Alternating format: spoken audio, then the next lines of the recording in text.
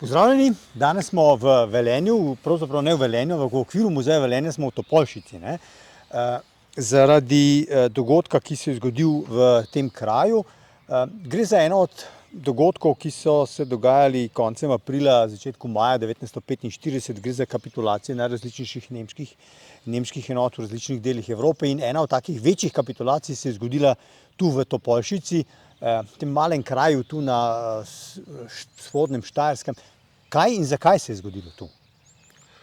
Torej, najprej pozdravljeni tukaj v Topolšici v imenu muzeja Velenje in seveda vseh ostalih. Topolšica je v bistvu, bi rekli, en manjši kraj, nekako se zdi nenavadno, zakaj so se tako pomembni dogodki odvili ravno tukaj. Dejstvo pa je, da gre bolj ali manj za naključje.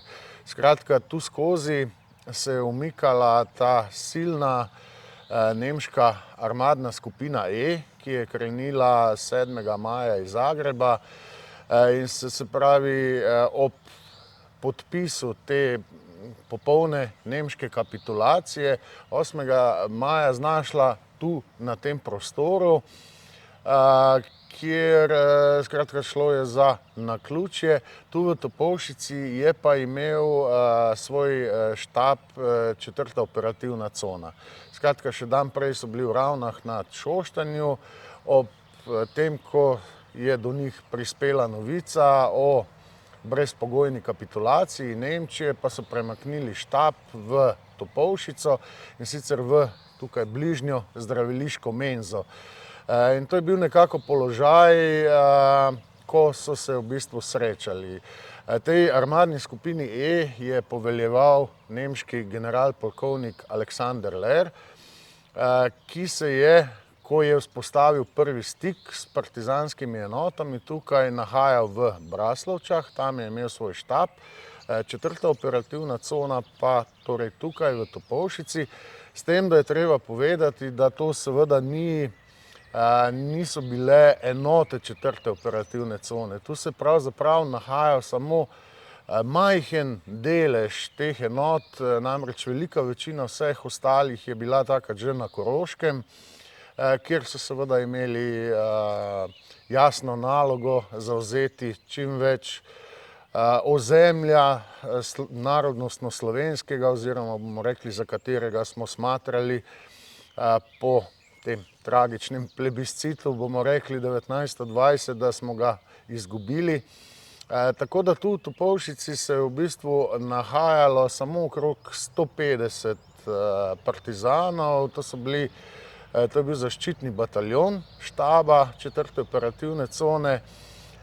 Tudi komandant Peter Stante Skala je bil na Koroškem, tako da sta bila najvišja častnika tukaj politkomisar cone Matevž HC in pa načelnik štaba major Peter S. Brajovič. Sta bila nekako poveljujoča, bomo rekli, tej relativno zelo majhni skupini, zanemarljivi pravzaprav skupini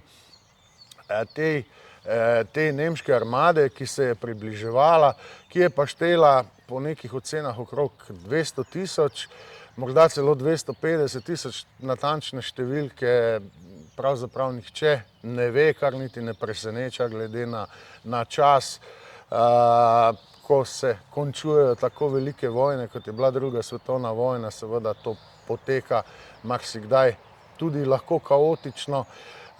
Treba je pa reči, da je ta armada vse do konca ostala disciplinirana, se pravi vojaška, bila je pa polno oborožena stopništvom, z oklepniki, osebnim orožjem in tako dalje. Tako da je šlo pravzaprav za gromozansko, še vedno gromozansko vojaško moč, ki pa ni imela niti najmanjšega namena se vdati v Jugoslaviji. Verjetno ne bom povedal nič novega, če rečemo, da partizani niti niso smatrali za vojsko, torej ni bilo niti dostojno se vdati nekomu, ki si ga prej 4 leta imenoval bandit. Skratka, njihov cilj je bila pravzaprav Koroška, Avstrija, kjer bi se vdali angleškim zaveznikom. To je bil nekako osnovni cilj tega generalpolkovnika Aleksandra Lera, torej prebiti se za vsako ceno na Koroško, kjer bi se vdali Angležem. Ampak vdali so se potem tukaj? Vdali so se tukaj, ja, to je bila pa tudi malo igra slučaja, bomo rekli. Zgodovinarji vemo, da marsikateri dogodki v zgodovini so tudi posledica naključij, ni vse premišljeno. Skratka, kot sem dejal, je Aleksander Ler imel svoj štab v Braslovčah.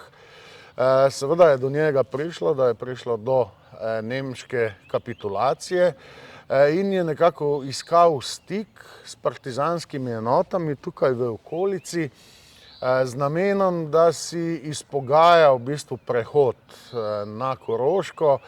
Ta njegov umik so seveda partizani že vse skozi ovirali z rušenjem komunikacij, mostov, na tak in drugače. Ni prihajalo do odprtih bojev, so pa v bistvu omejevali njegove možnosti, kam in kot lahko gre, tako da na koncu mu v bistvu bolj ali manj ostala samo še ta pot skozi Šoštanj, pa preko Slemena v Črno na Koroškem in potem naprej na avstrijsko Koroško, danes. No in v tej situaciji je ena od njegovih predhodnic naletela na pravzaprav dve brigadi, Šlandrovo in Zidanškovo, ki sta bili na poti proti Ljubnemu in naprej na Koroško. In s tema dvema brigadama takrat sta bili to že del 14. divizije, se pravi, ko se je v bistvu formacijsko povečala. No in s tema dvema enotama je bil na poti tudi Ivan Dolničar Janošik, ki je bil pa politkomisar 14. divizije in tako je prišlo do tega prvega stika. Skratka, ta Janošik je bil povabljen v štab Lerov, da bi nekako vzpostavili to prvo osnovno komunikacijo. No, on je zavrnil, da bi prihajal v njegov štab in je predlagal nekje vmesno točko, to je na koncu so se odločili za Letuš, tam je ena znana gostilna in tam sta se prvikrat tudi srečala, torej ta Ivan Dolničar Janošik in pa Aleksander Ler. In seveda to še niso bila pogajanja, bili so pač ti prvi pogovori, merjenje moči. Po njegovih spominih je bil takrat še tudi kar precej nadut ohol, skratka tudi z grožnjami je nekako poskušal jih zastrašiti, ali kako naj rečem, da razpolaga strašno silo in da si bo tudi z bojem izboril torej pot na Koroško, ne glede na to, na podpis kapitulacije nemške.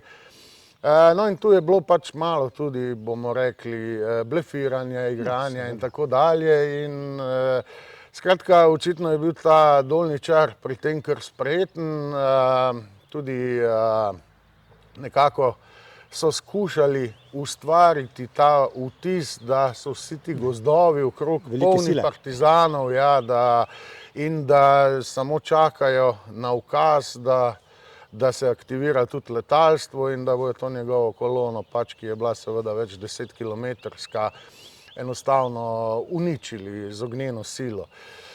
In v nekem trenutku je očitno Ler malo popustil, mu očitno verjel in Dolničarju je uspelo ga pregovoriti, da nadaljuje ta pot proti Topolšici. Dolničar seveda ni imel mandata za kakršnakoli pogajanja, da nadaljuje ta pot proti Topolšici, kjer je bil pač štab te 4. operativne cone, katere del je bila tudi seveda 14. divizija. In tako so pravzaprav generala z njegovim spremstvom ga je Dolničar pripeljal na pogajanja, kjer sta pa seveda pogajanja potem prevzela HC in pa Brajovič.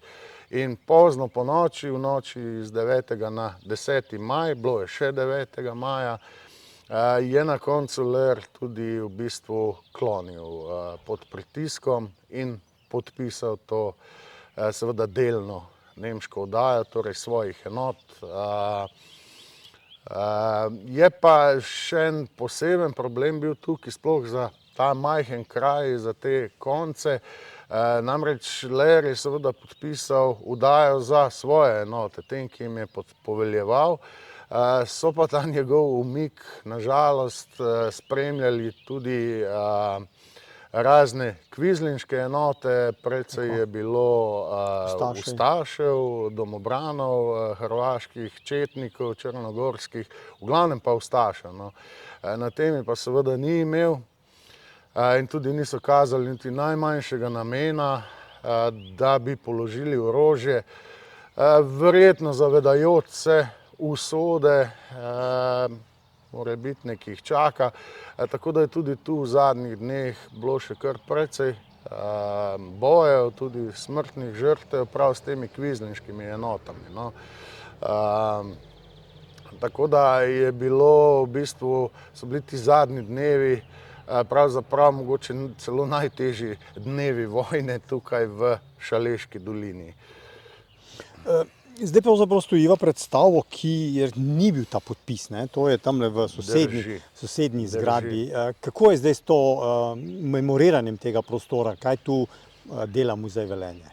Ja, tu je ena od naših tako imenovanih, recimo temu, zunanjih enot ali pa razstav v prostoru, torej spominska soba, posvečena temu dogajanju 9. maja 1945.